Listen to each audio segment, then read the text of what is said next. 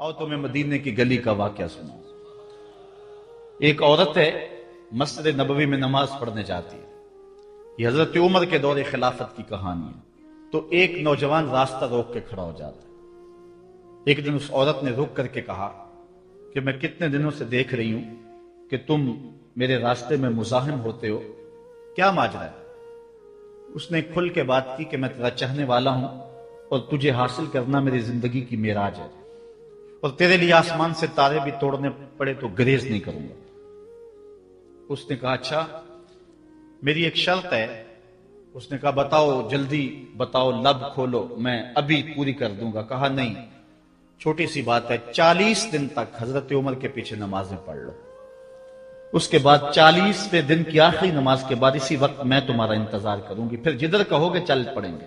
कहा ठीक, ये कौन सी मुश्किल बात हुई? 40 दिन नमाजें पढ़ने से अगर तू मिल जाए तो मेरे लिए कौन सा ये मुश्किल मामला है। 40 दिन हजरत उमर के पीछे नमाजें चलती रही, दिल की दुनिया तब्दील होती रही। 40वें दिन की आखिरी नमाज के बाद जब वो नौजवान वापस पलटने लगा तो वो लड़की हस्बे वादा वहां खड़ी थी, लेकिन इसने देखा नहीं है, नजर झुका के गुजर रहा है। उसने कहा जाने वाले तवज्जो कर, मैं तेरे लिए खड़ी हूं। कहा खैर से खड़ी रहो। उमर ने दिल का ताल्लुक रब से जोड़ दिया। अगर मेरे पीछे एक बंदा 40 साल नमाज पढ़ता रहे और उसमें तब्दीली पैदा ना हो तो फिर मुझे शर्म आनी चाहिए कि नहीं आनी चाहिए? यार ये तो मैं एक इमाम की बात सुनाई है। आओ तुम्हें दिल्ली के एक मांगत की कहानी सुनाओ। दिल्ली की जामिया मस्जिद की सीढ़ियों पे एक मांगने वाला बैठा हुआ है। एक बहुत बड़ा अंग्रेज अफसर मस्जिद की विजिट के लिए आया। उसने हाथ फैला दिया। उसने अपनी जेब से पर्स निकाल करके चंद रुपए उसकी जेब में रखे। दोबारा जब पर्स डालने लगा तो पर्स गिर गया। उस मांगने वाले ने वो पर्स उठा के संभाल लिया। खैर कुछ वक्त गुजरा। 1 साल के बाद दोबारा वही अफसर उस मस्जिद की ज़ियारत के लिए, मस्जिद को देखने के लिए, सैर के लिए दोबारा आया। तो फकीर ने पहचान लिया कि ये वही है। उसने कहा बाबूजान जरा 2 लम्हों के लिए रुकना। कहा क्या माजरा है? कहा बस 2 लम्हों के लिए। दौड़ के गया, अपनी कुटिया से वो पर्स निकाल के ले आया और उसके हाथ में कहा कि पिछले साल आप आए थे, आपका ये पर्स गिर गया था आपकी जेब से। मैं ढूंढता रहा लेकिन आप नहीं मिल पाए। मैंने संभाल के रखा था कि शायद दोबारा कभी मिलें तो मैं उनको दे दूंगा। उसकी आंखें फटी की फटी रह गई। उसने कहा जो टगा टगा मांग रहा है, इतना कीमती पर्स और इसमें इतनी रकम, वो आसूदा जिंदगी गुजार सकता था, तो ये पर्स वापस क्यों कर रहा है? उसने कहा मांगने की बात और है लेकिन यहां माजरा और है। उसने कहा क्या माजरा है? उसने कहा कि अगर तेरा पर्स मैं संभाल लेता, रख लेता, काम आ जाता, 4 दिन की जिंदगी ऐश से गुजर जाती। लेकिन मसला ये नहीं है। मसला यह तू ईसाई है और मैं हुजूर का गुलाम हूं। कल कयामत के दिन अगर तेरे नबी हजरत ईसा ने मेरे नबी के सामने शिकायत लगा दी कि आपके उम्मती ने मेरे उम्मती का पर्स चुराया था, तो फिर मेरे नबी को तेरे नबी के सामने शर्मिंदगी उठानी पड़ेगी। तो मैं मांगत जरूर हूं, बेगैरत नहीं हूं कि अपने नबी को तेरे नबी के सामने शर्मिंदा करूं। ये तो मांगतों की कहानी है। आज तो बादशाह लूट रहे हैं, आज तो पेट भर ही नहीं रहे हैं और हम कहते हैं टुकड़े टुकड़े कर देंगे। ये जुबानी दावे हैं, जमा खर्च हैं। ऐसा नहीं होगा। आओ अपने अंदर तब्दीली पैदा करें। हम अपनी माजी की तारीख पढ़ते हैं तो हैरत ज़दा हो जाते हैं। लोगों में कितनी अखलाकी बुलंदी थी, आज हमारे अखलाक लुट गए। आज हमारा किरदार नहीं रहा। हम मदीने की गली में फिर दोबारा चलते हैं। हजरत उमर रज़ी अल्लाह ताला अन्हु का दरबार लगा है। एक शख्स को पकड़कर लोग ले आते हैं कि शख्स ने हमारे बाप को कत्ल कर दिया। हजरत उमर रज़ी अल्लाह ताला अन्हु ने पूछा क्या माजरा है भाई? उसने कहा जी वाकई में इनके बाप का कातिल हूं, लेकिन मैंने कस्तन कत्ल नहीं किया। हुआ यह कि मैं एक मुसाफिर हूं, जा रहा था, रास्ते के अंदर सब्ज चरागाह थी, मेरा ऊंट भूखा था, इस चरागाह में दाखिल हो गया। इसके बूढ़े बाप ने पत्थर उठाया और मेरे ऊंट को मारा। उसकी आंख निकल गई। मुझे बड़ा गुस्सा आया। मैंने वही पत्थर उठाकर इसके बाप को दे मारा, लेकिन वो ऐसे टिकाने पे लगा कि इसका बाप फौरन फौत हो गया। मेरा कस्द और इरादा नहीं था لیکن بہرحال میں اس بات کا اقراری ہوں کہ میں نے اس کے باپ کو قتل کر دیا ہے. آپ جو حکم سنائیں میں اس کو قبول کروں گا، لیکن میں ایک مہلت مانگتا ہوں کہ میرے دوست، میرے بھائی کی کوئی رقم میرے ذمے ہے، میرے پاس اس نے امانت رکھی ہوئی ہے اور وہ مجھے پتا ہے کہ میں نے کہاں چھپا کے رکھی ہوئی. اگر آپ فیصلہ کر دیتے اور میری گردن کاٹ دی جاتی ہے تو وہ امانت جو میں نے رکھی ہوئی ہے سنبھال کر کے، میرے علاوہ کوئی جانتا بھی نہیں ہے، تو وہ اس تک کون پہنچائے گا؟ اگر آپ مجھے 3 دن کی مہلت دے دیں تو میں جا کر کے اس کی امانت اس کو واپس کر کے پھر واپس آؤں گا، پھر یہ پھندا پھانسی کا میں اپنے گلے میں ڈلوانے کے لیے تیار ہوں گا. حضرت عمر رضی اللہ تعالیٰ عنہ نے فرمایا کہ کوئی شخص تیری ضمانت دے دے تو ہم تجھے چھٹی دینے کے لیے تیار ہیں. اس نے دائیں بائیں دیکھا، پورے مدینے میں اس کا کوئی شناسہ ہی نہیں تھا، واقف ہی نہیں تھا، ایک اجنبی شخص تھا. حضرت ابو ذر غفاری کھڑے ہو گئے، کہا حضرت عمر میں اس کی ضمانت دیتا ہوں. ضمانت دے دی گئی، وہ چلا گیا. تیسرے دن وعدے کا جو وقت تھا، لوگ جمع ہو گئے، دربار لگ گئے، ابھی تک آنے والا نہیں آیا. لوگوں نے کہا ابو ذر تو نے غلطی کی ہے، ایک اجنبی کی ضمانت دی اور ابھی تک وہ نہیں آیا. اور میاں صاحب فرماتے ہیں ایک بار جو پھائیں اڑ جاندے اور پھر کدی نہ پھنس دینے. ظاہر ہے وہ چلا گیا، واپس تو نہیں پلٹ کے آئے گا، اسے پتا ہے کہ آگے سیدھی سیدھی میری موت ہے، تو تم نے یہ کیا غلطی کی؟ خیر آپ نے فرمایا کہ اگر وہ نہ آیا تو یہ پھانسی کا پھندا میرے گلے میں ڈال لینا، لیکن بہرحال میں نے اس کی ضمانت دی ہے. کچھ عرصہ بیتا کہ دور سے گرد و غبار اڑتا ہوا دکھائی دیا. جب صورت واضح ہوئی تو وہی شخص تھا. حضرت عمر فاروق رضی اللہ تعالیٰ عنہ کے دربار میں کھڑا ہو کہنے لگا حضرت کسی وجہ سے تاخیر سے پہنچا ہوں، معذرت چاہتا ہوں، اب جو حکم ہے پورا کیجیے. حضرت عمر رضی اللہ تعالیٰ عنہ اس کے پھانسی کے احکامات جاری کر چکے تھے. آپ نے فرمایا کہ ابو ذر یہ بتا کہ تو نے اس کی ضمانت کیسے دی جب تو اسے جانتا نہیں تھا؟ تو سنو حضرت ابو ذر غفاری نے کیا کہا. کہا ایک اجنبی میرے محمد کے مدینے میں پناہ مانگ رہا تھا اور اس نے چاروں سمت دیکھا اور کوئی شخص نہیں تھا جو اس کو امان دیتا اور اس کی ضمانت دیتا، تو میں نے اس لیے ضمانت دے دی کہ نہ بھی آیا تو اپنی جان چلی جائے گی. کل کو یہ تو نہیں کہے گا کہ محمد کے مدینے میں کسی نے ضمانت مانگی تھی، پورے شہر میں کوئی ضمانت دینے والا نہیں تھا. اس کو کہا کہ انہوں نے تو ضمانت دے دی، میاں اب تو بتا کہ تو چلا گیا تھا، تجھے جانتا کوئی نہیں تھا، نہ پلٹ کے آتا تو تجھے کوئی پوچھنے والا نہیں تھا، تو نے یہ دوبارہ موت کے منہ میں کیوں اپنا سر رکھا ہے؟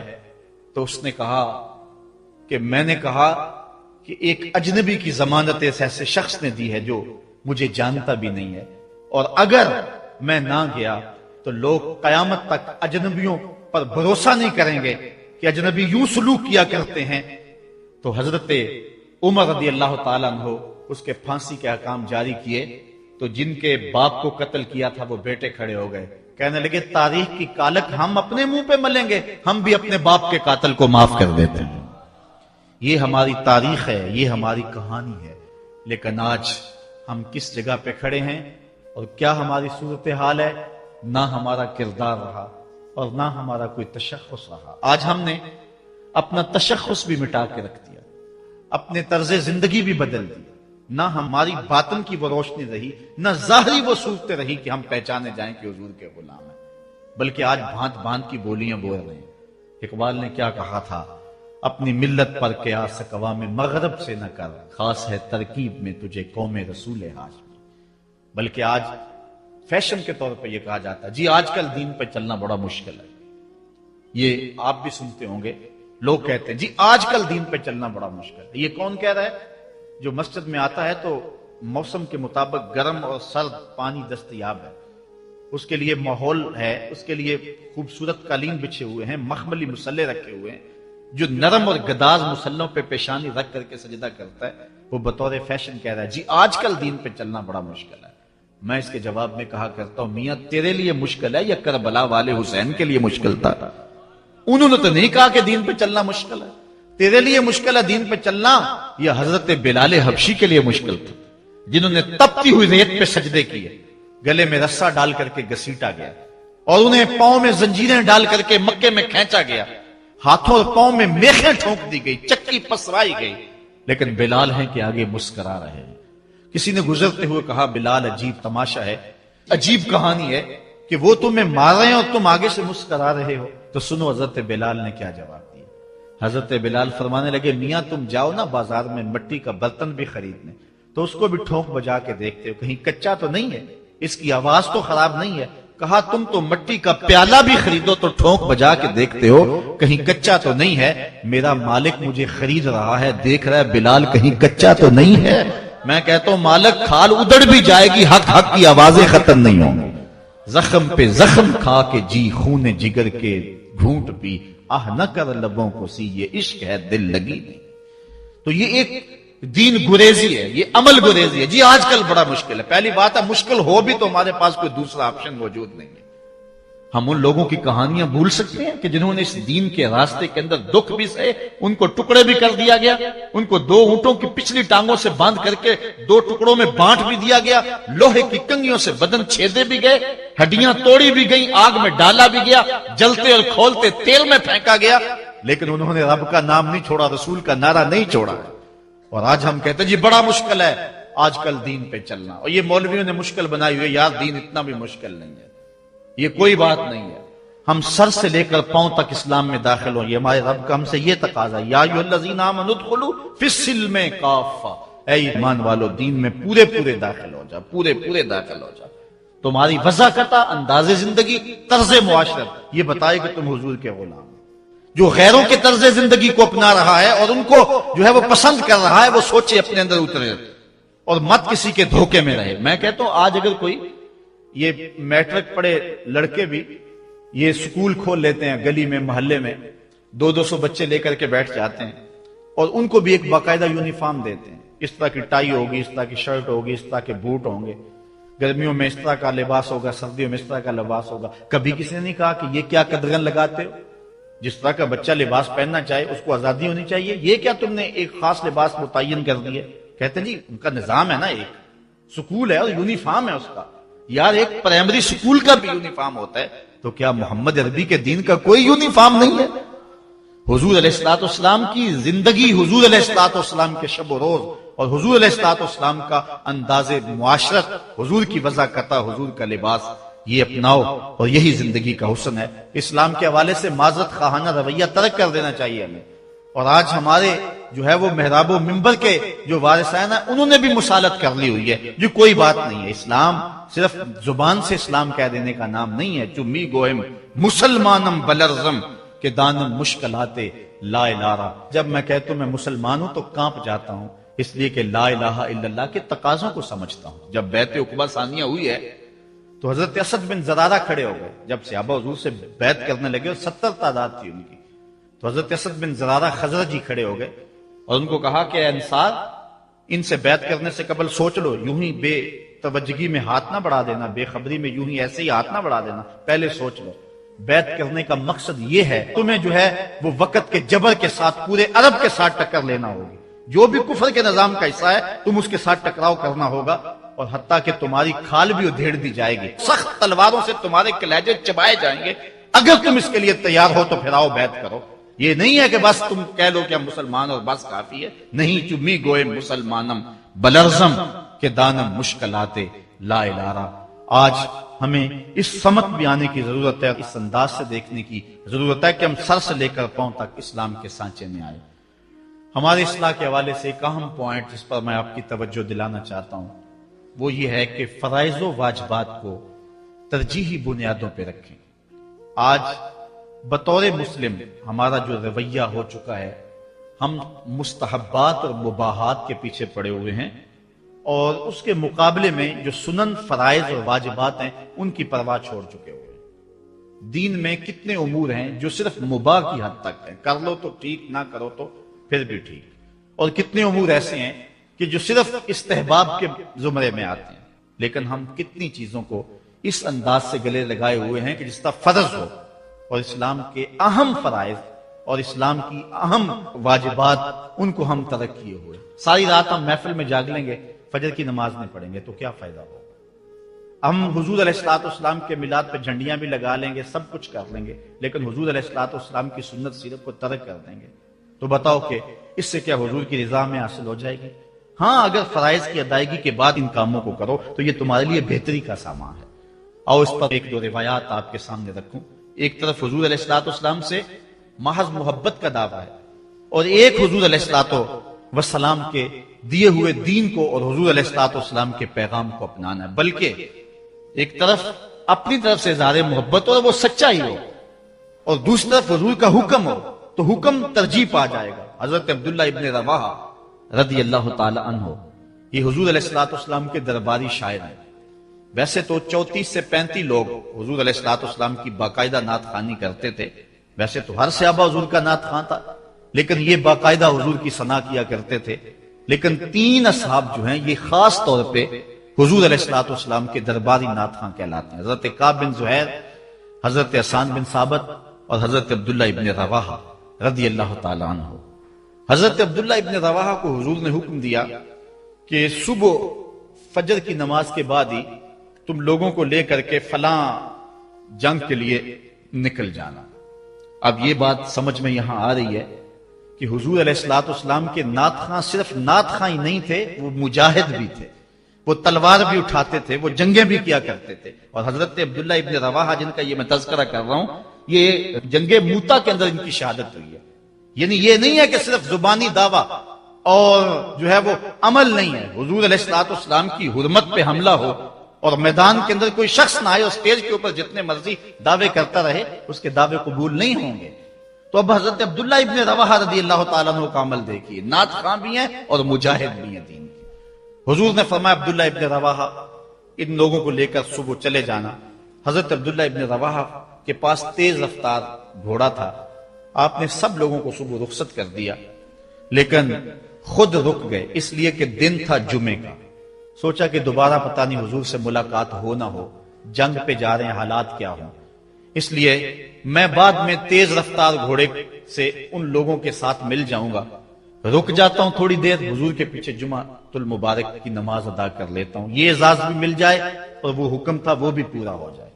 تو حضرت عبداللہ ابن رواحہ رضی اللہ تعالی عنہ نے نماز جمعہ ادا کی۔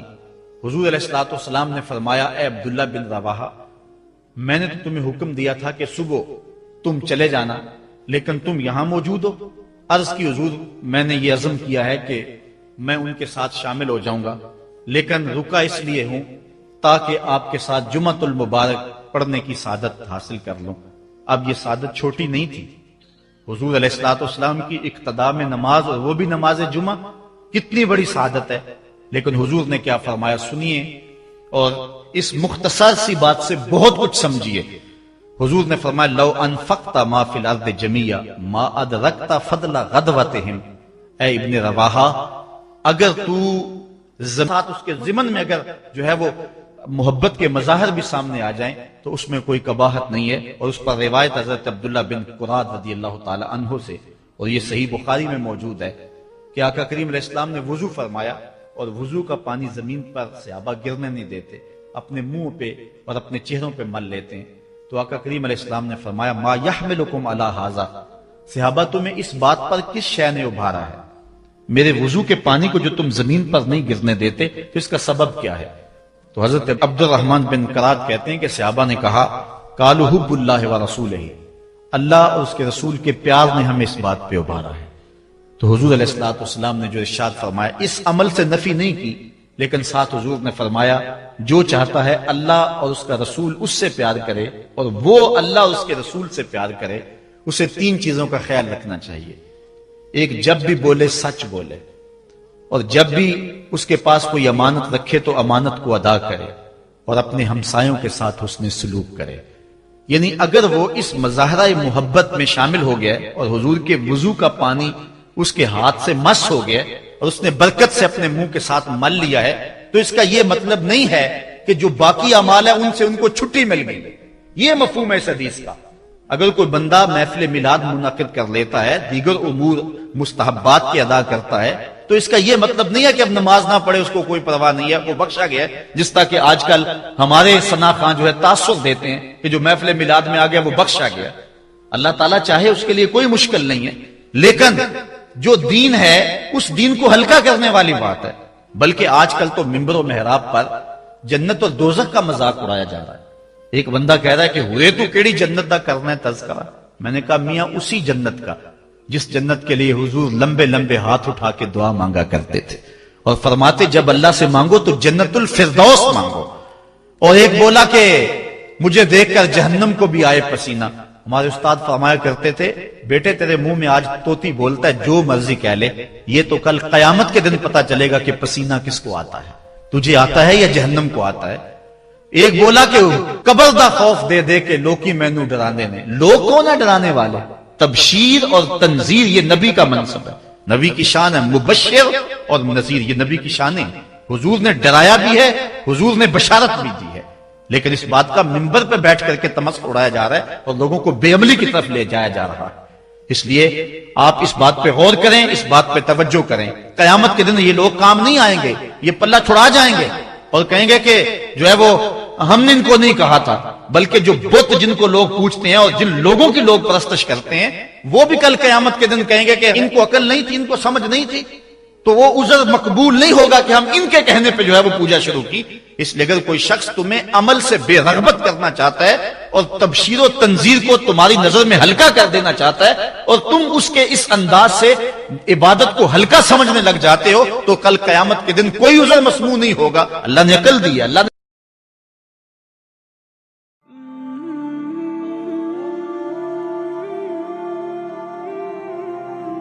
شعور بخشا۔ کس نے تجھے چلنا سکھایا؟ کس نے تجھے بولنا سکھایا؟ کس نے تیری چھاتی میں زور رکھا؟ آج تو کڑیل جوان ہے، آج دولت کے انبار تیرے پاس ہیں، آج تو چودھری ہے، آج تو خان صاحب ہے، آج تو بہت بڑا عالم ہے، آج تو مفتی ہے، آج تو پیر ہے، آج تو منسٹر ہے، آج تو ناظم ہے، آج دنیا تیری بات گزار ہے، آج تیرے دماغ میں وہ قوت رکھ دی گئی کہ دنیا کو تو انگلیوں پہ نچا رہا ہے۔ ذرا پلٹ کے دیکھنا پیچھے، ذرا پیچھے لوٹ کے تو دیکھ، تو چار پائی کے سہارے بھی چلنا نہیں جانتا تھا، پھر تجھے چار پائی سے چلنا سکھے۔ آپ کو اپنی رحمتوں کا حصار عطا فرمائے۔ وآخر دعوانا ان الحمدللہ رب العالمین۔ تم پڑھ عالم فاضل ہو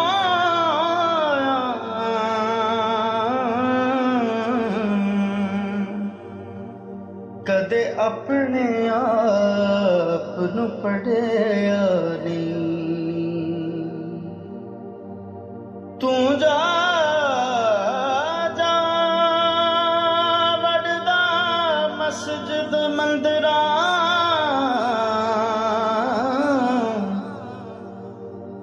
تو جا جا وڑدا مسجد مندراں